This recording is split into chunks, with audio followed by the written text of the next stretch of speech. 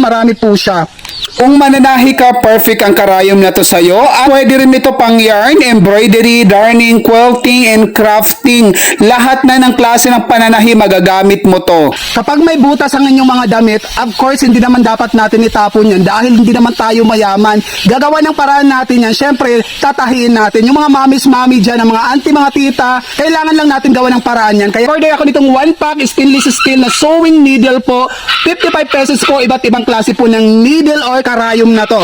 Dahil nga itong mga damit ng pamangkin ko at damit ko rin, minsan napupunit kaya kailangan nating tahiin. Para makita nyo rin at baka gusto nyo mag-order nito, ito po yung itsura nyan.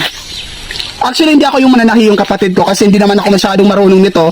Yung kapatid ko yung magtatahi.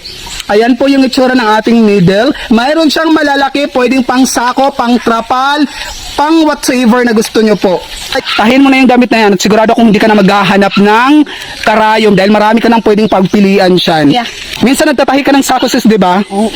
Okay, sa bumili pa siya ng pa isa-isa sa tindahan. Ayan, 76 pesos lang, isang set na yan. Pwede nyo rin palang gawing business to kung mayroon kayong mga tindahan. Dahil si sister ko yung marunong magtahi. Ako marunong ako pero hindi siya tama. Parang lang, barabarang tahi lang. Kaya kung gusto nyong mura lang at 55 pesos na karayom, check out nyo na yan dyan sa Yellow Basket.